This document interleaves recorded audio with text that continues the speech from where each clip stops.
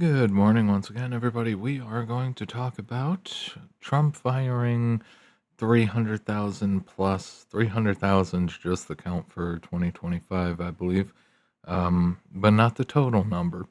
Uh, Government employees. All right. And outside of firings, for quote unquote, forced, not forced, early retirements. Okay. This is at least to people on the right.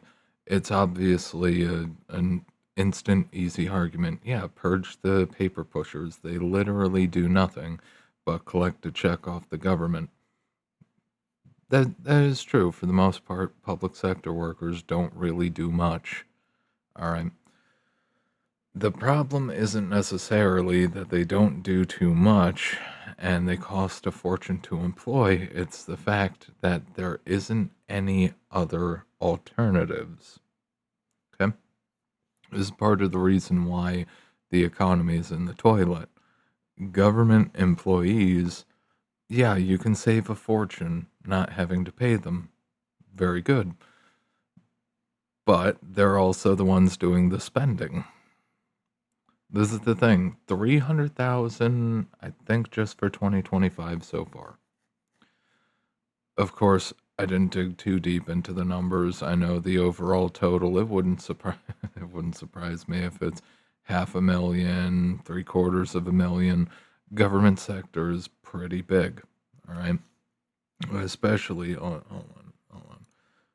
What is the government percentage of GDP? US government percentage of GDP.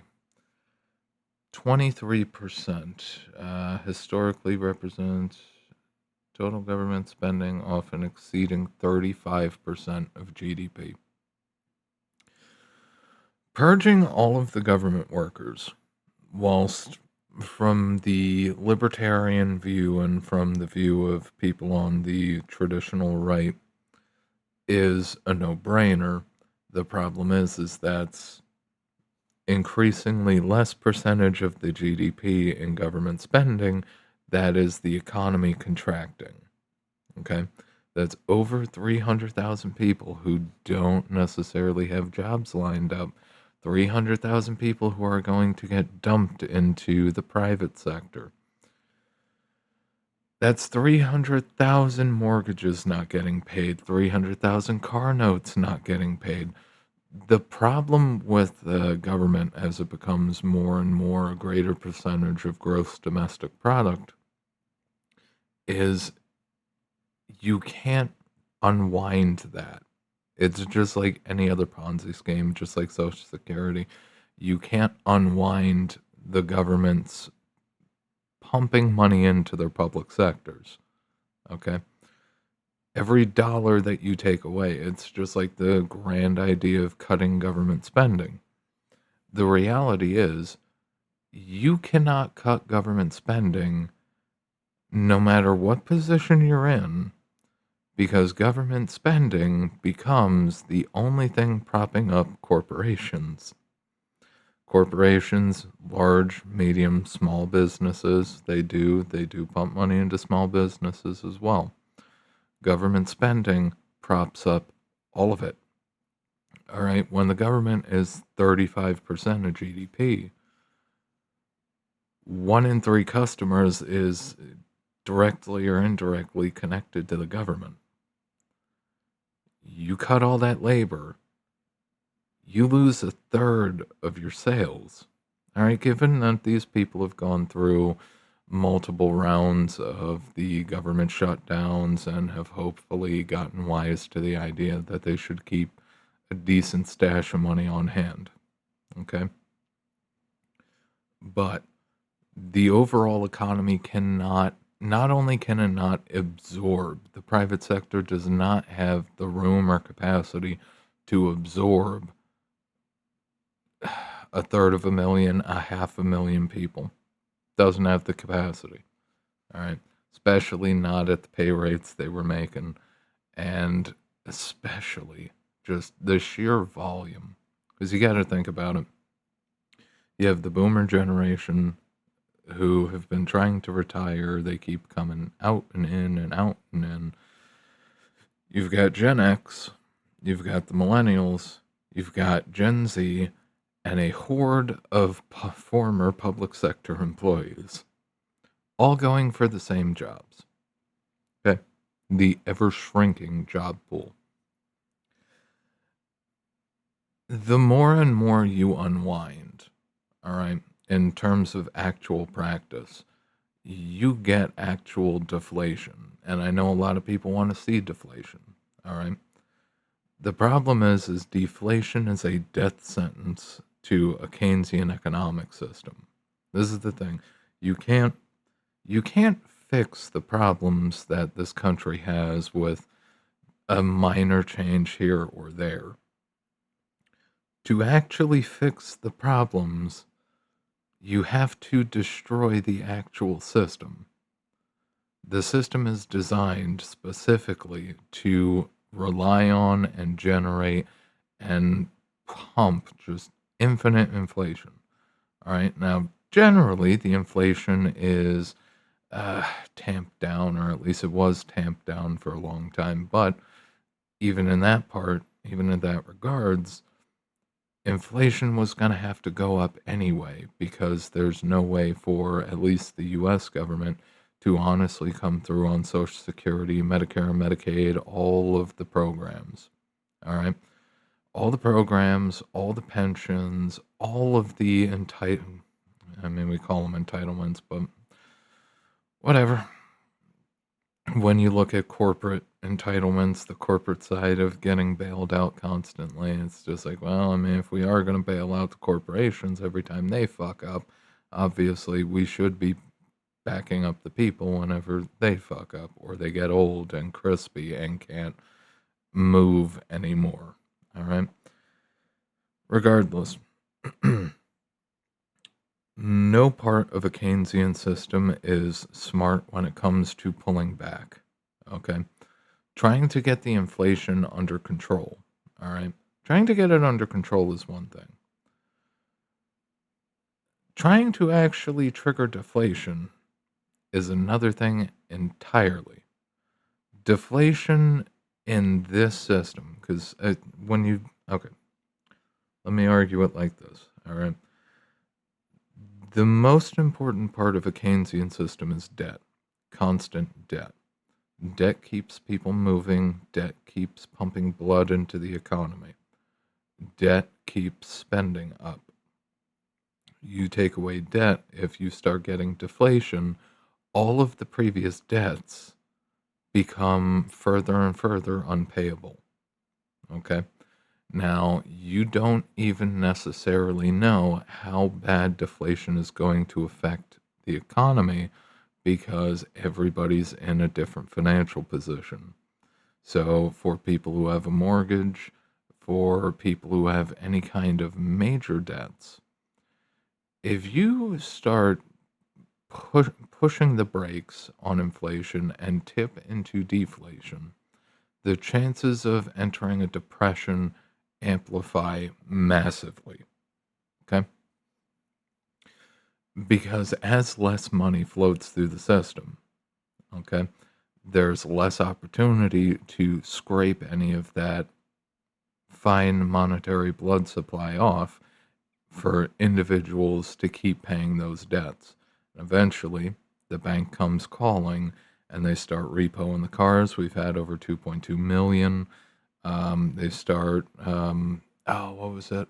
They start doing foreclosures. We have a 32% increase in foreclosures year over year for January. You start seeing all of the things that aren't necessarily considered or talked about or given any kind of credence. The thing is, the entire economic model, whilst everybody focuses on GDP and corporate earnings and all this stupid shit, there's not a lot of focus paid to the hidden support systems. Okay. For instance, if you are an individual who works 60, 80 hours a week, okay, You cannot maintain that, all right, and maintain any kind of general health and maintain cleanliness and maintain sanity, all right? If you're working 60 to 80 hours a week, increasingly, you see it a lot more. People switch to, all right, I don't have time to clean the house. Get a cleaner. Have a maid service or cleaning service stop by. Can't do your laundry, same thing. You don't even have the time necessarily to go take your car to a mechanic and get it fixed.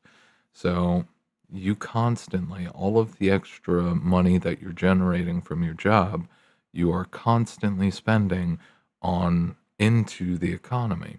All right. Food, for instance, is a perfect example. You don't have time to cook for yourself when you're working 60 to 80 hours a week. You end up going out to eat, you end up getting fast food, you end up getting whatever cheap garbage you can from a local gas station. Your overall quality of life actually declines as you work additional hours